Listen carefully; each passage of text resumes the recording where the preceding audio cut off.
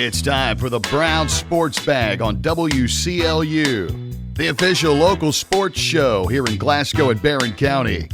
And now, alongside John Butler, here is your host, James Brown.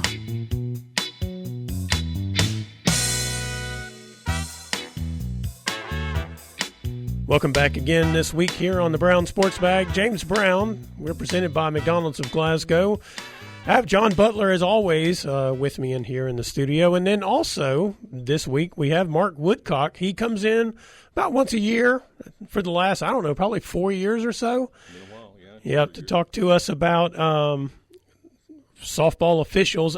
You know, we got a month and a half left of the high school basketball season, but you don't have much time to think about basketball, do you, Mark? Because now you're trying to get your officials put together. Oh, yeah. And then, I mean, because you guys get started March 15th-ish is when the season will start. That's right. Yeah, it's right here on us. Now, scrimmages will be before then, won't it? Or is that the first week? No, scrimmages start like March the 6th or March the 7th. Yeah, a couple of weeks out. So. Yeah. So, I mean, you know, you guys be interesting to see what you have this year. Let's start with this. I always want to start with you giving me the particulars about what you're looking for, and then we'll talk about the kind of officials that you have already and you know what your ambitions are for numbers and that kind of stuff. So first of all, what are the qualities you're looking for somebody to be a softball official, Mark? Okay, well, you know, it's anyone who is if they have any background in sports, that's a big help right there. But anyone who has a desire to, it's a good opportunity, you know, to work with student athletes. You get to stay active in your community. You get to interact with a lot of different people, whether it's school administrators, coaches, players, or just the general public for that matter. So, yeah. If you're 18 years old or older, or if you have a high school diploma, that's really the only requirement to, for your desire, if you decide you want to do it. We also have a junior program if you're between the ages of 14 and 17, and you can also umpire there with everything except for varsity level games. Yeah. So last year, I mean, this junior program you just mentioned, that you started that a couple of years ago. That got started a couple or 3 years ago, something like that? Yeah, I think the KHSAA started that 3 years ago, I believe. And how's the numbers been on that so far? On the junior program, it's lacking. The fourth region plays the majority of their middle school games in the fall, and we haven't had the response that I would like to have had with that. But I think we've had 4 so far. I still have 2 that are in the program, and I have 1 that has moved up also. So yeah, you know, it is what it is. Yeah. So about how many officials do you need for the varsity in the spring? 40 is a good number. That sounds like a lot, but like we were talking earlier, I know basketball has 80, but they have about 3 times the games that I do. They also seem to play every day of the week as well. That's what I was getting ready to say. They have a lot more tournaments than we do and play a lot more games than we do. Yeah. But, 40 is a good number. Last year I was at 38, so I was pretty close to what I needed. But we were able to cover just about everything that we needed to. It seems like, and since you've come in here the last few years talking to us, that your numbers have actually picked up a little bit because there was 1 year, the first year I think you came in, you were like at 32. Now you ended up getting what you wanted.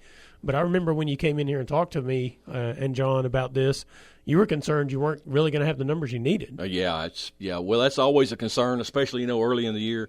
And you never know, older officials retiring or if people move away or work-related. That's one of the things. That's one of the drawbacks with softball, with spring sports.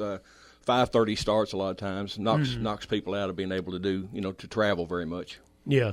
You know, if I was young, if I had to do it all over again, if I was young and so forth, I would seriously consider getting involved because you can make good money right now, extra money and spending money and things like that, but you can make a career out of this stuff.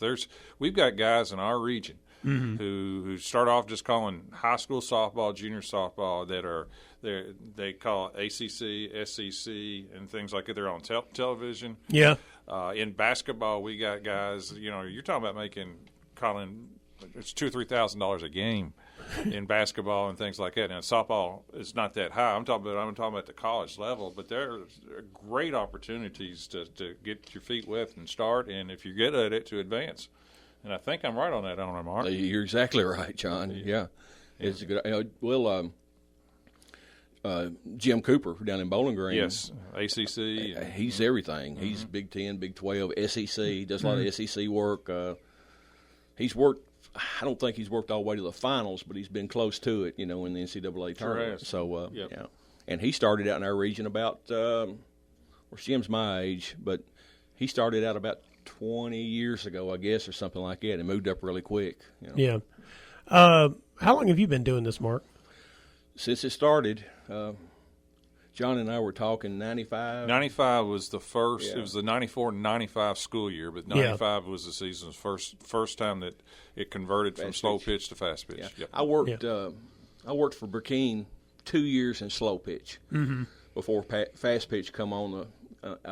Ashley, my daughter, she was in that. She was a sophomore when it started. She pitched. Yeah, she was a pitcher for Glasgow.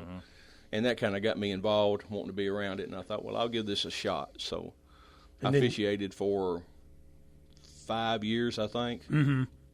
And then I took the assigner's job, and it was either 2000 or 2001. So I've been doing this a while. So when you took the assigner's job, did somebody say, hey, look, I'm going to get out, and I just need you to do this for a little while? And then you were like, yeah, sure, I'll do that. And here you are. Actually, Phil Burkeen was doing the baseball and softball at the same time. He was assigning both of them. And he decided he needed to give one of them up. And so I applied for the job and got it. I didn't really – I was given the opportunity to take the job, and I wasn't really sure if I wanted to or not because I was still young enough. I was still hungry, wanted to officiate. Yeah. But these jobs don't come along very often, and for probably about the first 10 years, I wish I hadn't taken the job. But I'm glad I did now. A little off the mark right here. Are there any major rule changes this year in softball? Do you know of? No, nothing. Well, there's a couple of electronics are coming into play now as far as being able for communications. Catchers can talk to the bench now, talk to coaches as far as calling pitches and stuff like that. Nothing electronic on the field as always. The coaches can't have pads or anything like that to communicate. They've actually kind of made it simpler. I'll be honest with you. I thought about doing some things, helping out a little bit, but my fear was I really didn't understand the pitching deal, what's legal and so forth. And they've simplified that where now you just start on the rubber and that's, all the hopping and all that stuff's kind of gone now. Pretty much. No more leaping. It's pretty easy now, right? Yes, it's taking a lot of pressure off of the officials. That's what I thought. They've let the game play a little better than what they used to because there used to always be somebody fussing. Well, she's crow hopping or she's leaping or something. That's exactly right. And, they used to always have to drag the back foot, right? It couldn't come off the ground on the pitch. And there's still a lot of variables there. If the surface isn't perfectly level, then you had to give opportunities for them to come off the ground a little. And, but they've helped it out. Good. Yeah, they've helped. And the coaches being able to talk to the catchers also has speeded the game up. Yeah. As far as calling pitches and stuff. Right. So it's getting better and better as it goes along. And all this filters down from college. Yeah. That's what it does. Right.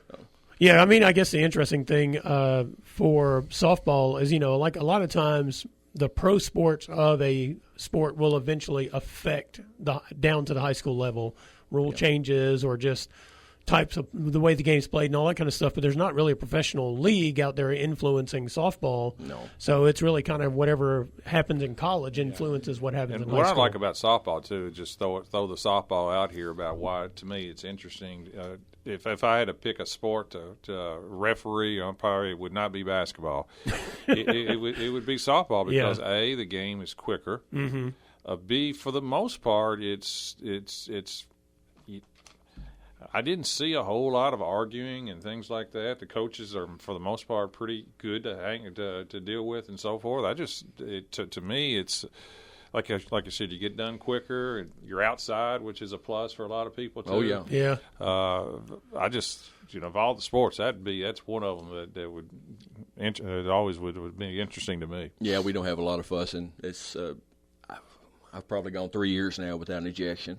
Yeah. It just doesn't happen. Now, baseball, on the other hand, It's a little different. Yep. A little different, and you do have some of them from time to time. But softball, you don't have. And the game is a lot quicker, probably about 30 minutes quicker than a baseball game, something like that. Now, we do have some pretty entertaining coaches in the 4th region, though. I mean, I don't know that they argue and whatnot, but they entertain us occasionally. I won't mention any names, but some coming back too. Yes, some of them coming back we've not been entertained by for a little while. So yeah, that's going to be good. Do you still get out and do some games, or do you just strictly I don't do any high school? I haven't done any high school games. I think I worked a tournament a couple of years ago, and it was at South Warren down at Buchanan Park, just because of the numbers. Didn't have anybody else to do it. But middle school, I still like to be around it, and I work with new officials also, and so I'm there, and I do pretty some good middle way school. to evaluate is to work with a new one. It's an excellent way, John. Yeah. And that's what you would, if you have a young one, you would try early to match them up with some of your older ones. I always do that. Yeah, I'm never going to. If you're a new official and you're deciding to do it, I've never put you under any kind of heat or anything like that. I'll always get you with a veteran official that can hopefully get you out of trouble. Now, do you guys have, like, for district games, is it mandatory or preferred to have 3 officials, like at the district games, and 2 at the non-district games? Well, there was a period when the policy board, 4th Region Policy Board, wanted us to use them on district, but we don't anymore. We just use 2. Now, when we get to postseason, we do run 3. Yeah. District and region, and state level also. They run 3 all the way through, whereas baseball, they do run 3-man crews on district games now still. Yeah. So, but softball, and you can really, with softball, a 2-man crew can cover it. Yeah. A lot easier because everything is a little more constricted, a little tighter and everything. And you also got the outside base path, which they've since added to baseball, but it's been in softball forever. So you didn't have to worry about the collision, making a call at the collision point and that kind of stuff. Right. So there's much less to happen in those situations. Right. And then, of course, there's a financial aspect of it, too, from the schools. It's cheaper, too. Yeah. Right. So if somebody wants to get involved with this, how do they do that? The easiest thing is to contact me to get you started. My phone number is 270-646-8994. You can text me, give me a call, whatever. Or if you want to just go directly onto the KHSA website, you can go to it's khsaa.org, and there'll be a tab up at the top that says officials. Just click on it, and it'll take you to the registration page, and just basically follow the steps through there. You'll have to pay a registration fee. Once you do that, then the books will become available to you online. It'll be a rule book, a case book, umpire's manual, and then you'll have to take a test to get your license. It's a 50-question multiple choice, open book, and you only have to make 70 on it. So I like your chances. The odds are pretty good that you're gonna get qualified for that. Then after you do that, then you have to join our local association. That's the 4th Region Association. And then at that point, if you haven't contacted me, you'll need to contact me then, because I'm the one who will get you in as far as your assignments. All the games are published on the program that we use to assign the games with. It's very flexible. I assign varsity, JV, freshman, and middle school games. And I assign all the way from the 16th to the 13th district. So that 16th goes all the way to Russell, Clinton, Cumberland, Monroe, Metcalfe. And, of course, the 13th, it goes all the way to Todd. So as far as mileage, the 4th Region is as far as roads mileage, we're the biggest region in the state as far as covering it. Wow. But, I'll always try to keep you as close to home as possible. Any dates you can't work, you don't have to work. Very, very flexible on that. Now, do you guys still have a clinic and that kind of stuff that you do? Yes. Our meetings and clinics and everything, they will begin this Sunday. Okay.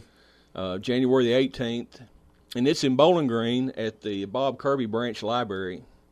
That's located behind Culver's there near Greenwood High School. There's a Sonic there and in that area. But again, just give me a call on that, and it's at 2:00 this Sunday.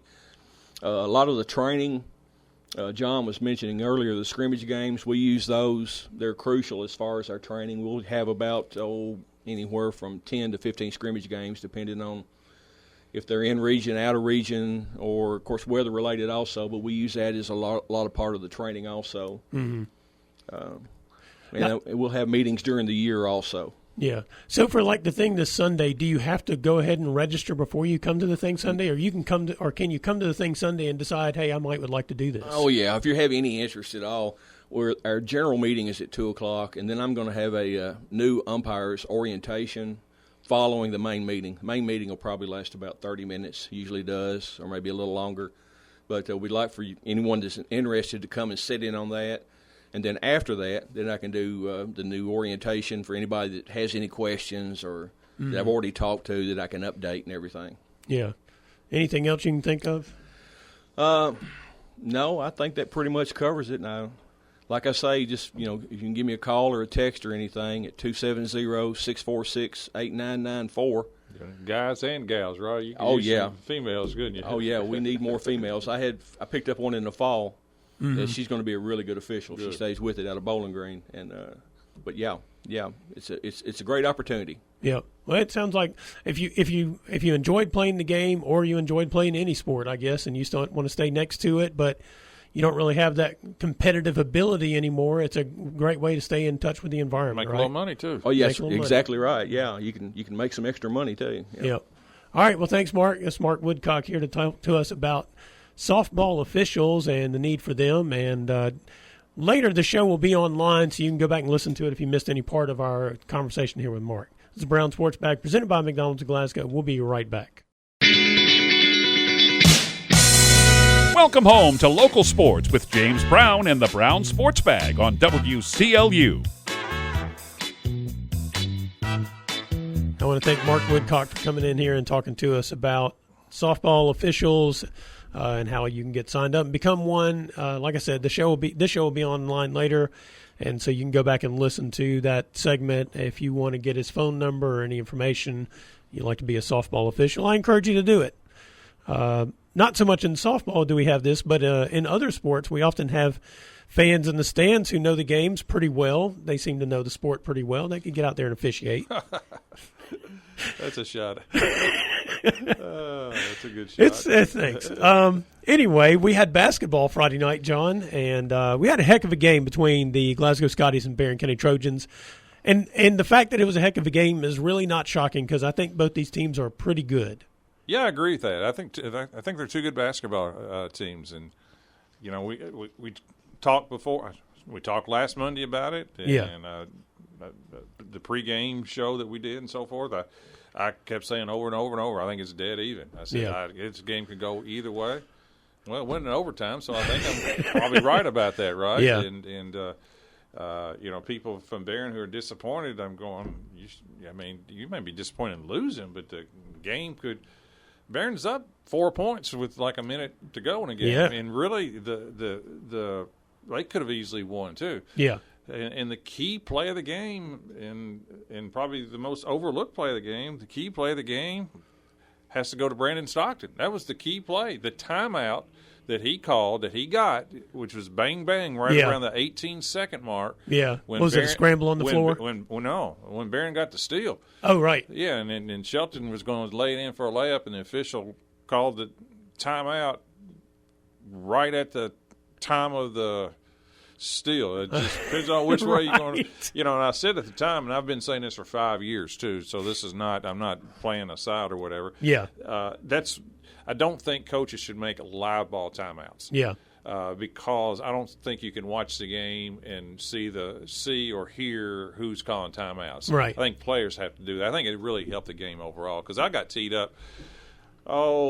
My second year of coaching by official.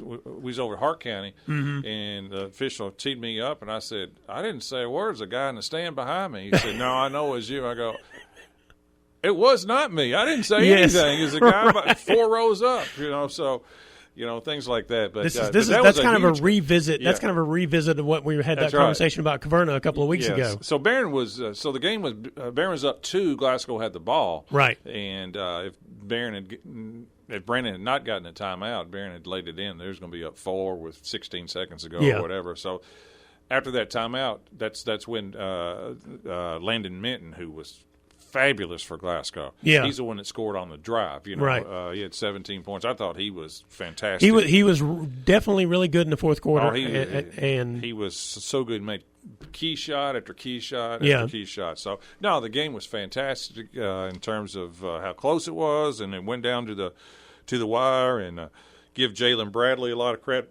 He's a hard person for Barren to guard, but he's a hard person for a lot of people to guard. Yeah, Dare County couldn't guard him either. Yeah, so he had 25 points, and Minton had 17, and Jarek Martin was good too. He had 11 points and 9 rebounds, and and I thought for Barren, Cade Hardy was really good. He had 18 points and kind of kept Barren in it the whole way. But as the game went back and forth, I thought. Glasgow started off well. The first 4 points off 2 Barren turnovers and a dunk by Martin started the game off, and then Barren came back, and it just kind of went back and forth. I don't know if anybody had a lead more than 6 or 8 points. Maybe the final score was what was it? 64-56. 60. That may have been the biggest lead of the game. Yeah, because I think Barren had a 7-point lead in the second quarter at one point. Maybe. Is that what it was? Yeah. And so. Probably, Barron's probably kicking themselves. They were 8 out of 16 from the free throw line. Yeah. Now, Glasgow wasn't any better. They were 9 out of 16, but Barren missed some down the stretch that may have, you're up 2. I know they missed one up 2 that could put you up 3. Yeah. Which changes how the end of the game goes, Right. We talk about that a lot of times on the show. Sometimes it's not necessarily the percentage, it's when you miss them because it changes the pressure of the game. Right. And I think these teams can play 10 times, or they're definitely going to play 2. Could play 3, arguably. Yeah. Could play 4, but I think 2 is definitely in play, and probably 3. And I think it could go either way. They're just different. Glasgow athletically is with Bradley and Martin are just really quick, tough to guard. They look as good on a basketball court as they did on a football field in terms of their athletic ability. And Barren has a hard time with them, but West Shelton, Weston is as good as anybody athletic too. He's very athletic too.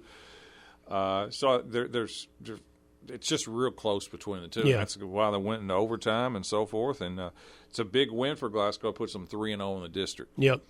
And I think everybody knows the importance of getting the number 1 seed because it matches up with Warren East, who's about as down as you'll see anybody in the region. Yeah. And I'll also say the crowd was tremendous. The Barren Glasgow drew a tremendous crowd. I don't know how many was there, 2,500, maybe 3,000 there. Yeah. So it was a great night and so forth. But, the game went back and forth, and good ball game.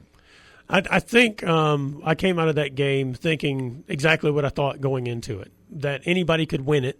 I had no idea how it was going to go, and the real question was going to be the game was going to be decided in the margins, as they say, and that's exactly what you just pointed out. I mean, it was decided in the margins. When free throws were missed, that crucial timeout, and you go back to that play by Landon Minton, I think that tied the game up. That tied it, yeah. That was after the timeout that I was talking about. And because what Barren was doing is they were basically trapping Jalen Bradley, and sometimes they were sending 3 people at him trying to get the ball out of his hand. That time, Bradley didn't even have it. It was Jarek Martin. And they sent 2, and Glasgow threw it to Minton, and he didn't even think about it. He just took it to the basket, and it was probably a 2 or 3 footer, but Barron's got size, got none in it, and had Bird in there. So it's not like you just go up uncontested. You just have to make it. Yeah. And he made the shot. Give him credit. And then Barren had a last-second opportunity to win it, and I thought Glasgow did a pretty good job at pressuring Barren. They had 6 seconds to go, and it was actually Pippen. Yeah. that took the shot, and I give him credit. He took a tough shot down on the baseline with Jarek Martin and Landon Minton trying to guard. He almost made it. Yeah. It was a tough shot, but I thought he did a really just kind of skipped off the rim. I thought he did a really good job of getting that shot off. Yeah. So I don't know if anybody lost the game. It's one of No. those games where Glasgow just made a few more plays late. It's not really a play that's this is a disaster. You just got overwhelmed or lost the Right. game. It's a game that if you're up 2 with 16 seconds to go, you're obviously good enough to win if you're from the Barren perspective. But give Glasgow credit; they won 2 overtime games last week. Yes, they They did. beat Hart at Hart by 1 in overtime, and then they beat Barren. So give them credit. Give Glasgow a lot of credit. I think that game is a classic tale of there were several times probably in the game where if you're a fan of one team or the other, you thought, all right, we got it now. I mean, you just look at the start of the overtime. Barren got off to, I think, first 4 points, I think, in the overtime, and then Glasgow found a way to get back into it there. So there were several times in that game throughout where it looked like one team or the other one might be able to get control of the game, and then they just couldn't. The other team rallied. I say this a lot of times when they play each other. They play close games, but they're not always good games to watch. Yeah, last year both games were in the low 40s. Yes. One was in the high 30s. Yeah.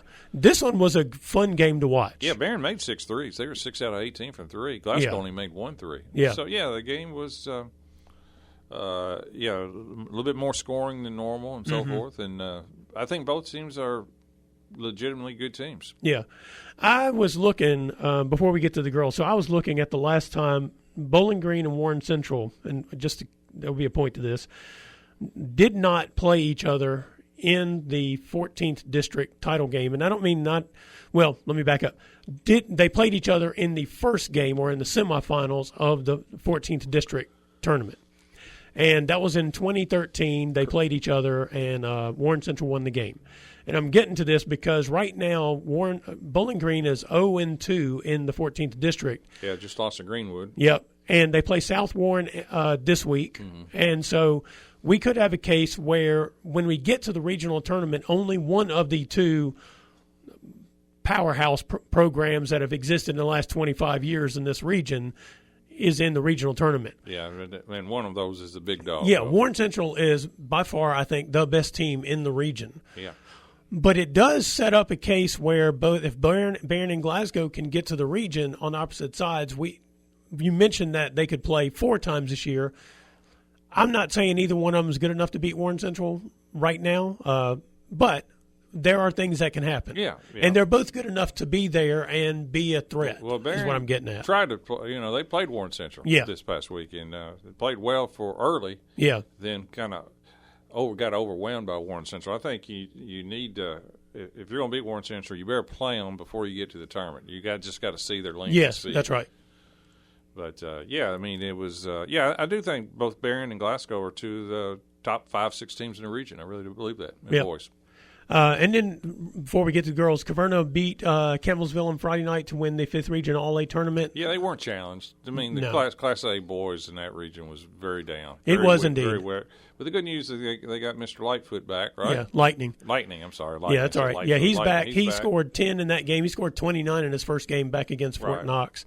And they'll run in some good teams in that trip down to Owensboro. Yeah, they'll play Owensboro Catholic in the first round of that. Okay. And on their side of the bracket is Evangel Christian and Clinton County. So if they win that game, they'll play one of those in the second round. And those may be the 4 best teams that are actually going to be in that tournament. Really? Yeah. Okay. Maybe. I think there are a couple of others that are outliers because Raceland's in that tournament, which I've seen them, and they're pretty good, but they're not as good as those 4 teams I just mentioned, I think. I agree. And so I think those 4 teams might be the best teams in the tournament, just first glance. All right. On the girls' side, the Barren County Trojanettes, they won that game pretty handily against Glasgow on Friday. They played 2 games last week against competition. I mean, Warren Central is not very good, to be honest with you. And I think right now, Glasgow, maybe they show up and they see Barren on the jersey and they just don't play as well as they probably can. Well, they don't match up with There's Barren. that. That's part of the problem with Glasgow is they just don't match up with Barren. And by the way, the score was 65-26. Yeah. And that's 8 running clocks. Barron's played 16 games. They've had 8 running clocks. Right. And they just it's a bad matchup for Glasgow, and that's why Glasgow has to stay out of the. They want to stay away from Barren in the district because they just don't match up. And what I mean by that is Glasgow's size. Right. Outside of the one girl. Riley Strode. Yeah, Riley Strode. Glasgow is just small. Mm-hmm. And Barron's got good size. Yeah. Big guards, big inside, for the everything. most part, big guards. They have length. They've got length and so forth. And it's hard to shoot over length in girls.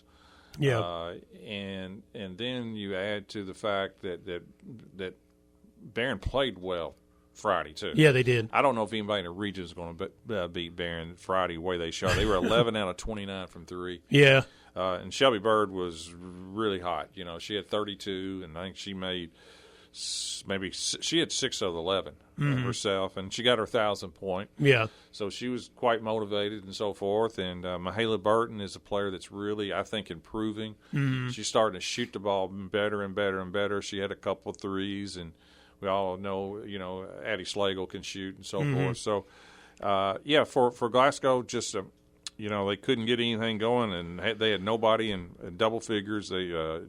Jakayla Green had 8. Mm-hmm. To just sum up how tough it is to play against Barren, especially for Glasgow. Shooting-wise, they were 8 for 41. Yeah. And, you're not going to beat anybody going 8 for 41. And they were coming off a loss. They've lost 9 straight where they were playing really well early. And now maybe a little confidence issue going on right now. Yeah. So with Glasgow, but it's just something they've got to you got to stay with it. You got to just keep playing. And you got to trust at some point in time the shots will drop. Yeah, and they've scored for the most part. That's true. They lost earlier in the week to Hart 55-54 at Hart, and Reese England had a good game. She had 16 and so forth. But last week was not a good week. But you got to keep playing. You got to keep fighting. You got to try to keep improving and so forth. But tough week for Glasgow. But Barren, like I said, they played really well. Yeah, and let's look ahead a little bit for Barren because, you mentioned half of their games have been a running clock. This week should be a different test for them because they play over at Monroe tonight. Monroe, of course, I don't know. That 16th district is a muddle, to be honest with you. It is a muddle.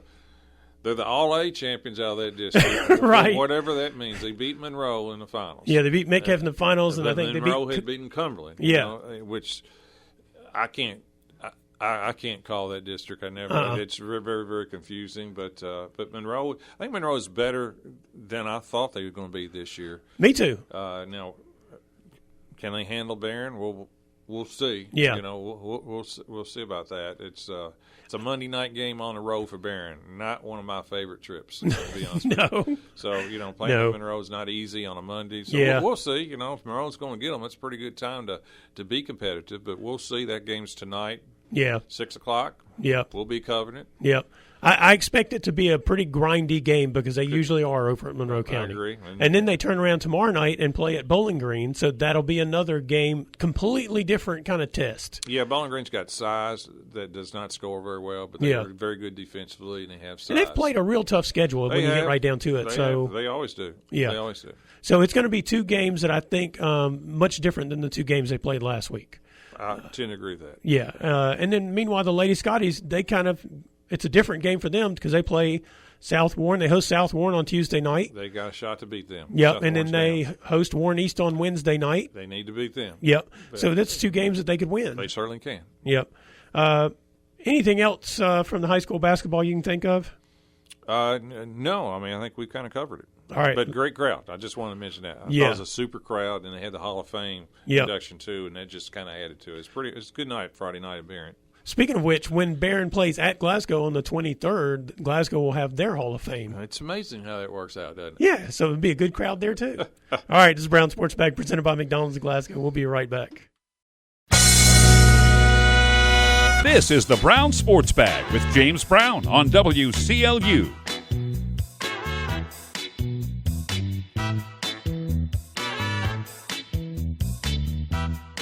Welcome back to the Brown Sports Bag, presented by McDonald's in Glasgow. It's James Brown and John Butler. John, I have decided one thing about the college football playoffs. It doesn't matter who's in it with Indiana. Indiana's the best team, right? They are killing people, John. They are by far the best team. You know, they're going to go 16-0. Oh yeah.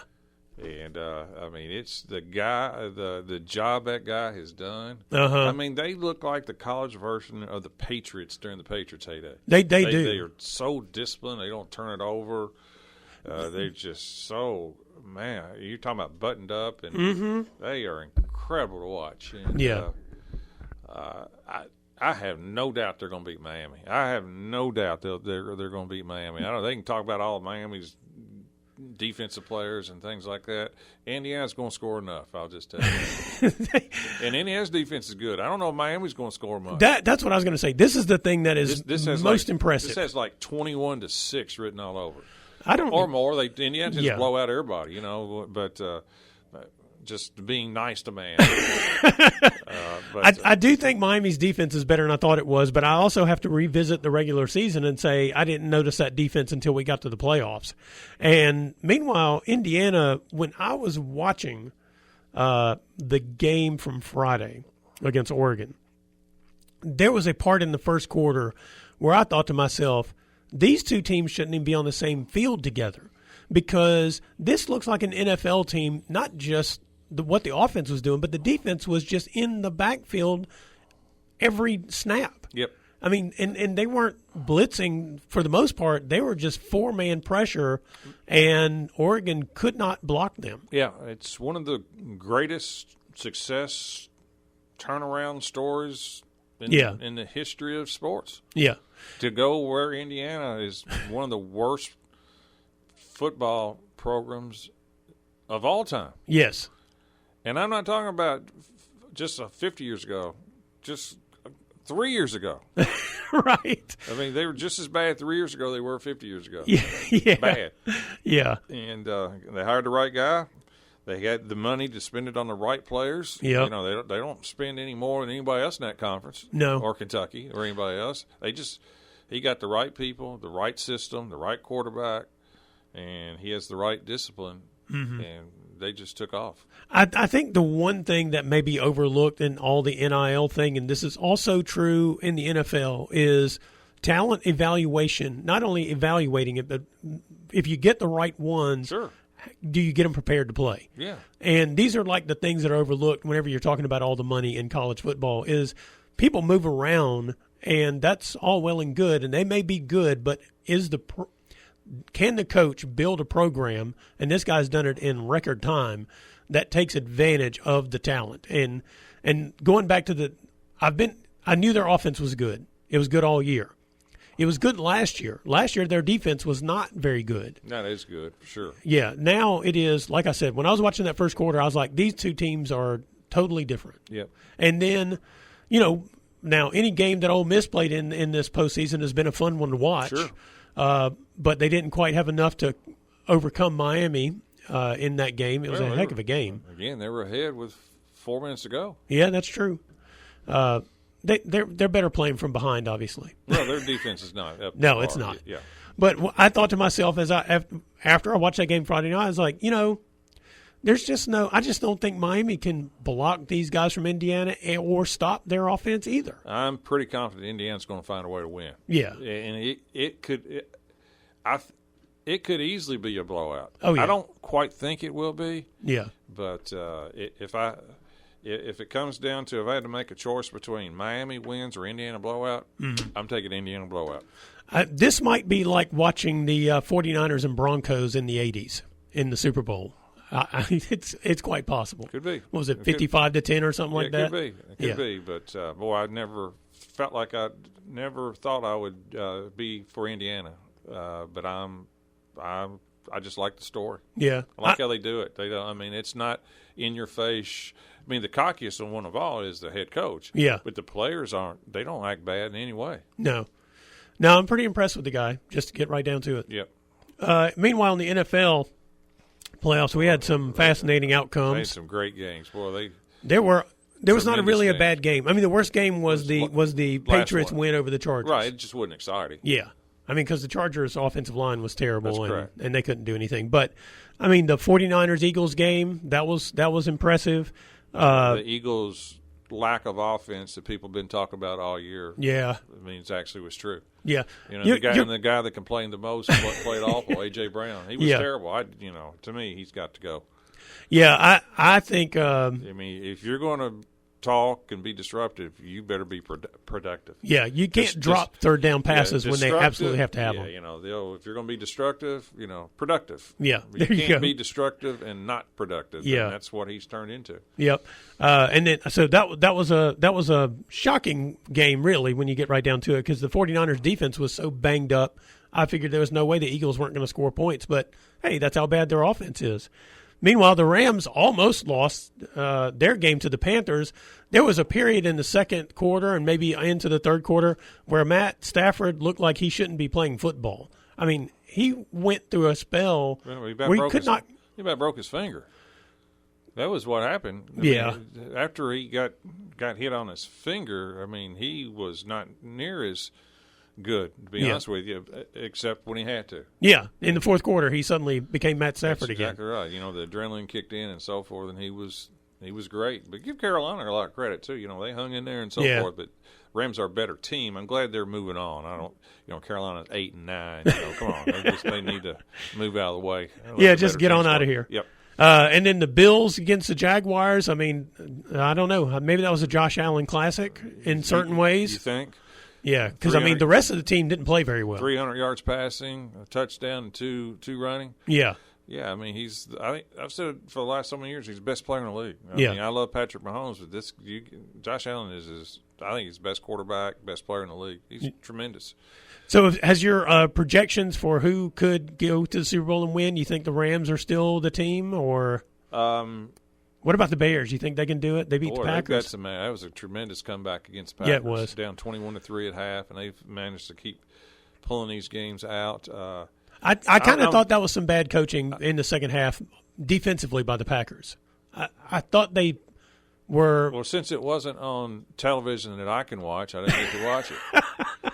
I don't have Amazon or all that other stuff. Well, I mean, they just basically played a prevent defense with a big lead and then started to let Caleb Williams get into a rhythm. I guess really let Johnson get into a play-calling rhythm. But I think I'm right. The kicker missed an extra point and 2 field goals. Yeah, he was bad. Okay, well, that hurts. Still. Well, I mean, you generally don't bank on that from happening. No. We've seen a couple of games this year where teams that we knew were better lost games because their kickers just went out there and hit a 66-yarder but missed the chippies. I'm for the Bills. Yeah. Because I'd like to get this unfair criticism Josh Allen thrown away. So I'm for them. They got a tough road. They got to go to Denver next. Yeah. I like the Rams. I think they go to Chicago, and it's Seattle plays. They play the 49ers? No, they played. Yes. Yeah, they played 49ers. Yeah. And on a short week. Yeah. It's amazing what they did to San Francisco and to I think it's Buffalo. Mm-hmm. The 2 Sundays, they made San Francisco play on a Sunday, and then they go and have to play Seattle, who has not played, on a Saturday. Yeah. Why? I mean, that don't seem real fair to me. Well, they get 6 days, and Seattle's had 2 weeks. For all the things that the NFL does correctly, their playoff formatting, I don't like a whole lot. That just doesn't seem a whole lot of fairness to it, to be honest with you. Yeah, I mean it's also we have a Monday night wild card First game time coming ever. up. Yes. See, this is the part where they're kind of getting some things wrong for the television contract side of things. Oh, greed again. I mean, it happens. But I am looking forward to the game tonight, though. Yeah, it should be a doozy. Mm-hmm. But anyway, I think that's the one thing right now the NFL may be goofing up a little bit is this playoff formatting with the golden dollar. Yeah. Drives it. Yeah. I mean, you play the games on Saturday, Sunday, play the next week Saturday, Sunday, and then, you get to a full Sunday, everybody equally. Right. And you get your 2 weeks before the Super Bowl and everything works out fine. I suspect there might be some complaints in the offseason about this playoff formatting. I would think. Until they see the money that's generated. Yeah, sometimes people like to win. They already got the money. They like to win. Yeah. All right, anything else on that? No, that's it's quite exciting. Looking forward to Monday night's game. Yep. All right, we're going to take a quick break here on the Brown Sports Bag presented by McDonald's Glasgow. This is the Brown Sports Bag with James Brown on WCLU.